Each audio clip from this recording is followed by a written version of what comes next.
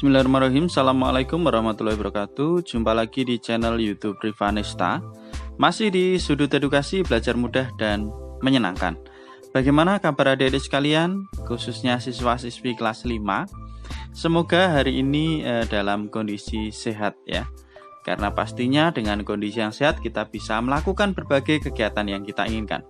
Dan dengan kondisi yang sehat pula kita bisa belajar bersama untuk membahas soal-soal dari buku penilaian Bu Pena untuk SD atau MI kelas 5. Dan kali ini kita bahas di jilid 5D, tema 8 lingkungan sahabat kita. Dan pada kesempatan kali ini akan kita bahas untuk latihan soal di tema 8 subtema 1 ya adik-adik. Kita bahas dari belakang dan sebelumnya mohon maaf karena ini bukunya sudah pernah dipakai ya. Jadi sudah ada coret-coretannya ya.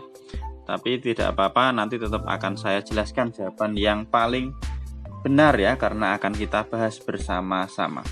Oke, langsung saja kita mulai dari yang pertama, yaitu muatan bahasa Indonesia ya, KD 3.8. Bacalah teks berikut untuk menjawab soal nomor 1 sampai 5. Mesin penghasil garam. Alat membuat garam berhasil dibuat oleh Zainal. Alat tersebut dapat digunakan meskipun cuaca mendung. Alat tersebut memiliki aki yang berfungsi untuk menyimpan energi matahari. Oleh karena itu, meskipun cuaca tidak mendukung, alat tersebut tetap mampu menghasilkan garam. Ya, sumber dari HTTPS Good News from Indonesia. Oke, langsung kita ke nomor 1 ya, Dedek.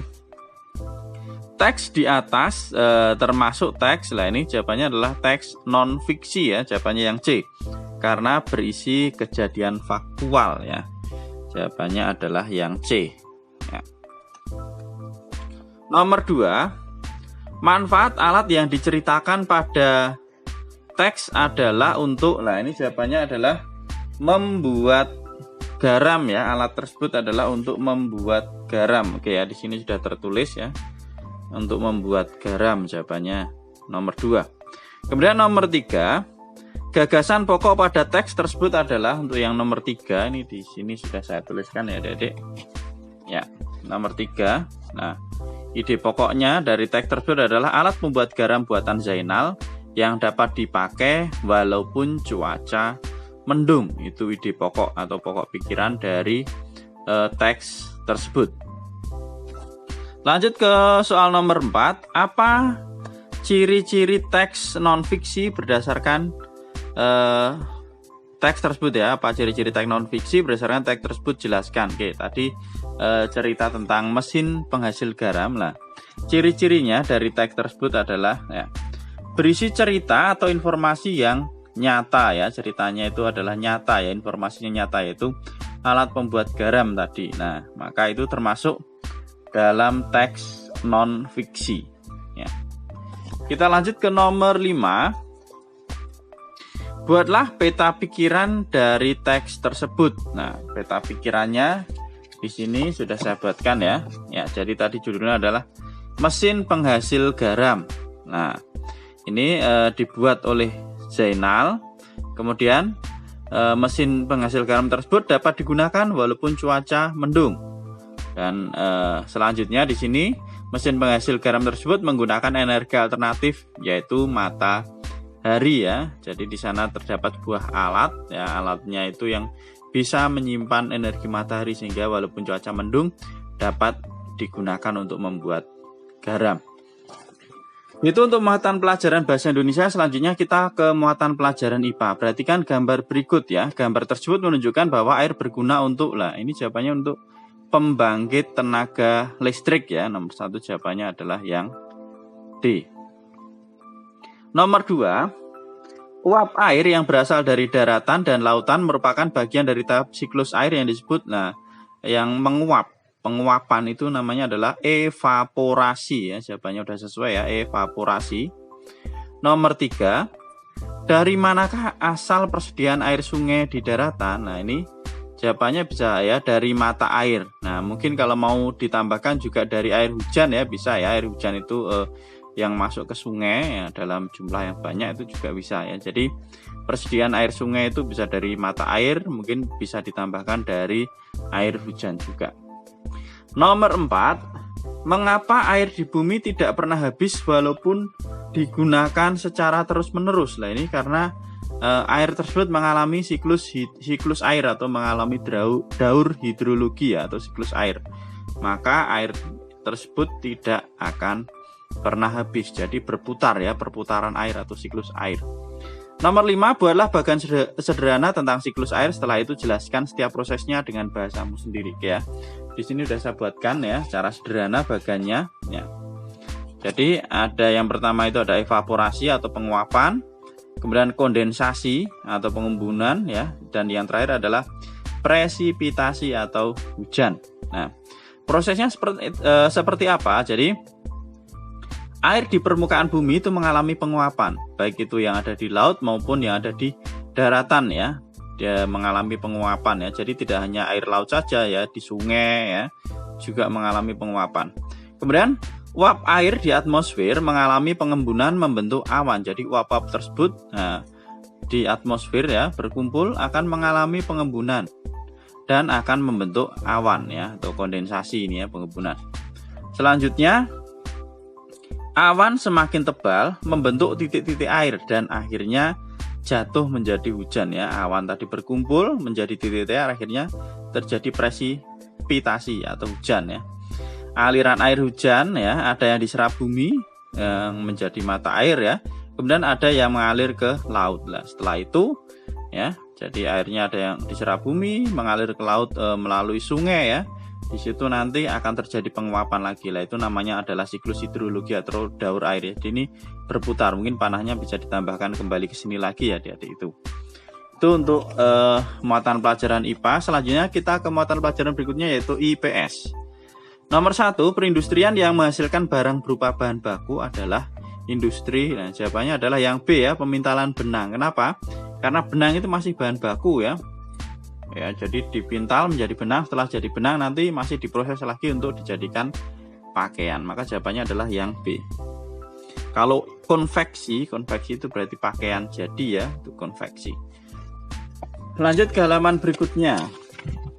Ya, nomor 2 ya. Ya, di sini. Tanah pertanian di daerah pegunungan sangat cocok untuk ditanami ya. Ini jawabannya adalah buah-buahan dan sayur-sayuran. Nomor 3. Setujukah kamu bahwa perindustrian dapat mempengaruhi kesejahteraan masyarakat? Jelaskan alasanmu. Oke. Ini jawabannya untuk yang nomor 3. Jadi jawabannya adalah iya ya. Jadi setuju karena dengan adanya perindustrian tersebut dapat mengurangi pengangguran dan dapat meningkatkan perekonomian masyarakat ya, karena ada yang bekerja di industri tersebut secara otomatis ekonomi juga meningkat dan pengangguran juga berkurang. Nomor 4, tuliskan hasil olahan bahan tambang berikut dan manfaatnya bagi manusia. Ini yang A ada emas, B pasir, C minyak bumi, D aluminium. Oke. Untuk yang emas ya, emas itu sebagai bahan perhiasan. Kemudian pasir ini dapat digunakan sebagai bahan bangunan ya. Minyak bumi ya banyak sekali manfaatnya ya. Ini diolah menjadi bahan bakar, dan yang D aluminium itu untuk peralatan rumah tangga. Nomor 5, tuliskan kegiatan ekonomi yang dapat dilakukan oleh masyarakat yang tinggal di daerah pantai. Nah, kegiatan ekonominya ya, nih ya, sebagai nelayan, kemudian pemandu wisata ataupun petani garam. Kita lanjut ke muatan pelajaran PKN ya. Tari Seudati merupakan contoh kesenian tari yang berasal dari pulau, jawabannya ini Sumatera ya. Ditanyakan pulaunya, jadi kita jawab Sumatera, jangan sampai kita jawab provinsinya ya, karena yang ditanyakan pulaunya. Demikian juga nomor 2 ya, ini pulaunya juga. Hone merupakan rumah adat dari suku yang ada di Pulau Papua. Nomor 3, kunci dari persatuan dan kesatuan yang ada di dalam masyarakat Indonesia yang beragam adanya sikap, jawabannya ini menghargai dan tolong menolong ya. Kemudian ke nomor 4, tuliskan contoh sikap saling menghargai dan menghormati yang telah kamu lakukan sehari-hari dalam menghadapi keberagaman di sekolah. Di sini sudah saya tuliskan ya Dede untuk yang nomor 4 ya.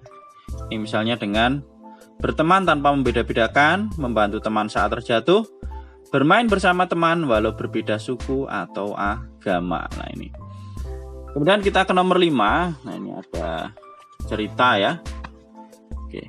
Dedi bersama teman-temannya sedang berlatih menyanyikan lagu daerah untuk persiapan pentas seni. Dedi sangat mahir dalam menyanyikan lagu daerah tersebut. Namun salah satu teman Dedi mengalami kesulitan dalam menyanyikan lagu daerah tersebut. Menurutmu apa yang sebaiknya dilakukan Dedi terhadap temannya tersebut? Nah, ini yang dilakukan Dedi, lah ini ada mengajarinya dengan sabar ya, sama ini saya tuliskan juga dengan mengajarinya dengan sabar supaya bersama-sama bisa untuk mengikuti atau menyanyikan lagu daerah untuk persiapan pentas seni ya. Jadi mengajarinya dengan sabar. Lanjut ke muatan pelajaran berikutnya yaitu SBDP ya, KD 3.2 nomor 1. Contoh tangga nada natural yaitu tangga nada natural contohnya adalah yang C yaitu C mayor, ini tangga nada natural. Nomor 2, tangga nada diatonis mayor memiliki jarak nada 1,1,5 1,1,1,5 ya, ini saya tuliskan juga ya. 1,1,5 1,1,1,5. Kemudian tangga nada natural artinya apa? Nah, artinya tidak menaik turunkan jarak antar nada, itu namanya tangga nada natural. Jadi jaraknya segini ya, segini ya. Jadi tidak dinaikkan atau di crash ataupun tidak di mol, diturunkan ya. Oke.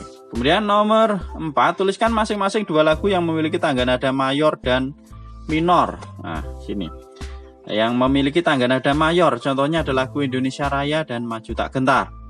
Yang mempunyai tangga nada minor contohnya lagu Gugur Bunga dan Mengheningkan Cipta. Lanjut ke nomor 5, bagaimana tangga nada pada lagu Garuda Pancasila? Jelaskan. Nah, tangga nada pada lagu Garuda Pancasila itu adalah tangga nada diatonis mayor ya, karena bersifat semangat ya. Ini tangga nada diatonis mayor karena bersifat semangat ya. Oke, ini ya adik-adik untuk pembahasan tema 8 atau latihan soal tema 8 subtema 1 ya. Terima kasih sudah meluangkan waktu untuk belajar bersama. Mohon maaf apabila ada kekurangan dalam penjelasan ya. Silahkan pertanyaan ataupun saran bisa dituliskan di kolom komentar untuk kita diskusikan bersama-sama. Jangan lupa untuk selalu berdoa agar diberikan kemudahan dan kelancaran di setiap kegiatan yang kita lakukan. Cukup sekian pembahasan dari saya dan silahkan bisa dinantikan pembahasan berikutnya tetap di channel Rivanesta. Terima kasih dan saya akhiri. Assalamualaikum warahmatullahi wabarakatuh.